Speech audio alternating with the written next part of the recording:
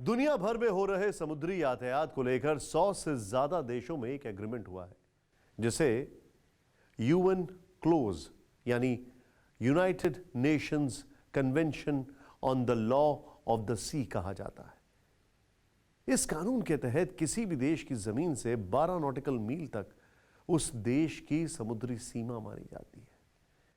इस कानून की चीन रोजाना धज्जियां उड़ाता है। दक्षिण चीन सागर में आए दिन चीन दूसरे देशों के शिप पर हमले करता है। चीन की दादागिरी हिंद और प्रशांत महासागरों में दिन ब दिन बढ़ती जा रही है। ड्रैगन ने समंदर में इतने डेंजर जोन बना दिए हैं जिनसे गुजरने का मतलब जल समाधि है।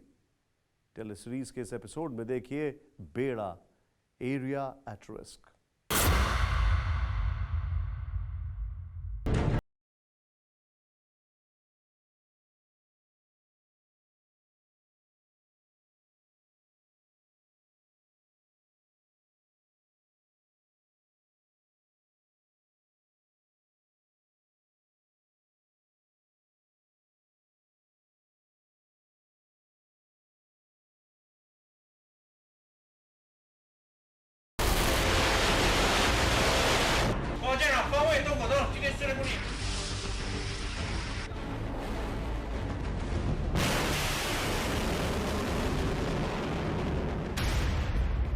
तेईस सितंबर 2021 दोपहर 2:07।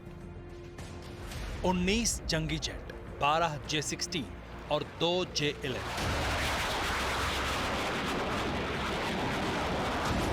ताइवान के आसमान में चीन के लड़ाकू विमानों का झुंड घुसा। ठीक इसी वक्त समंदर के रास्ते ड्रैगन नेवी ने ताइवान की हद लांघी।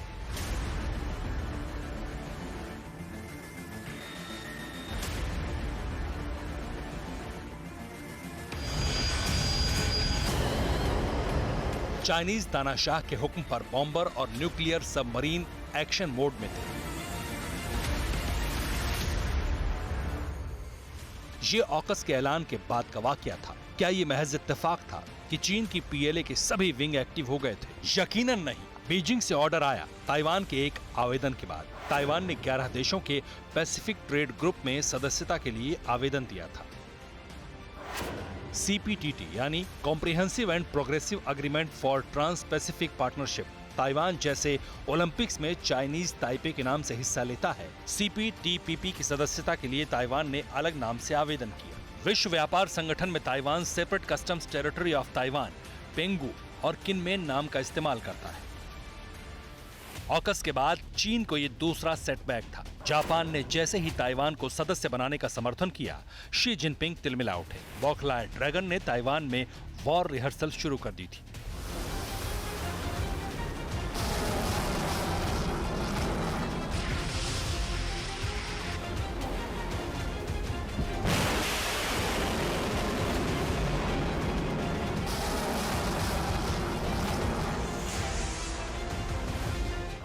चीन CPTPP के म्यान में ताइवान की तलवार नहीं चाहता। ताइवान से चीन की चिढ़ का अंदाजा दुनिया को है। चीन इस देश को अपना हिस्सा मानता है। वो ताइवान पर कब्जे की धमकियां कई बार दे चुका है।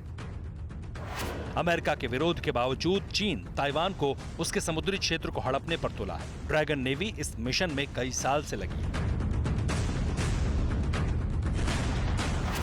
हाल ही में चीनी मिलिट्री और रक्षा विकास पर आधारित अमेरिकी रक्षा विभाग की सालाना रिपोर्ट में कहा गया कि चीन दुनिया की सबसे बड़ी नेवी बन चुका है। एशिया, अफ्रीका और अमेरिका के बहुत करीब चीन अपने सैन्य बेस स्थापित कर चुका है। ये बेस कहां है, किसके लिए खतरा है, ये भी जानिए। अर्जेंटीना के पैटागोनिया में चीन का बेस है। घोषित तौर पर यह बेस स्पेस और इंटेलिजेंस के लिए चीन ने तैयार किया है। हालांकि बेस पर चीन की सेना तैनात है। चीन का दूसरा बेस हॉर्न ऑफ अफ्रीका में जिबूती में है। ड्रैगन का तीसरा बड़ा बेस म्यांमार के ग्रेट कोको आइलैंड में नेवी बेस है। इसके अलावा ताजिकिस्तान के गोर्नो बदखशा इलाके में पीएलए का मिलिट्री बेस है।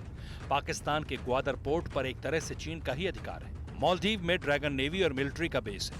दक्षिण चीन सागर के आर्टिफिशियल आइलैंड पर चीन के सैन्य अड्डे हैं। प्रशांत महासागर में वनुआतु द्वीप को चीन सैन्य अड्डा बनाने की फिराक में है। कुल मिलाकर मेनलैंड चीन से लेकर मध्य पूर्व तक हिंद महासागर क्षेत्र में चीन ने सैन्य नेटवर्क फैला रखा है। चीन की इस सामुद्रिक युद्ध नीति को स्ट्रिंग ऑफ पर्ल्स का नाम दिया गया है।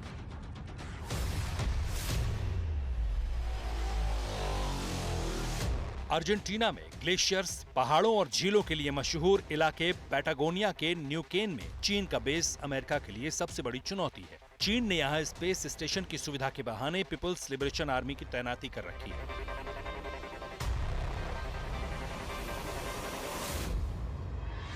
चीन आने वाले 50 साल तक यहाँ बैठा रहेगा।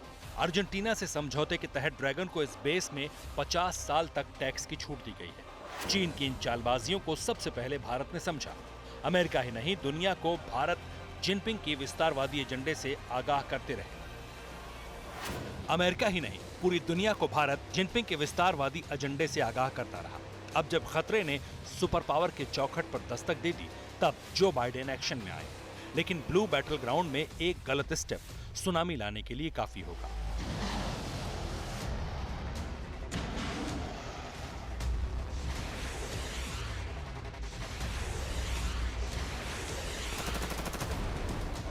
महाविध्वंसक हथियारों के साथ अमेरिका ने जंगी बेड़े यूएसएस रोनाल्ड रीगन को चीन सागर में भेज दिया।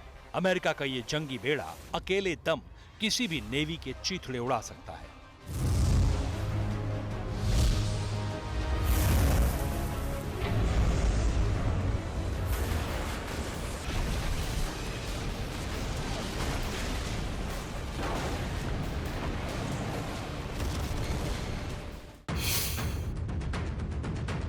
अड़ी सोमवार से शुक्रवार शाम 6 बजे सिर्फ TV9 भारतवर्ष पर।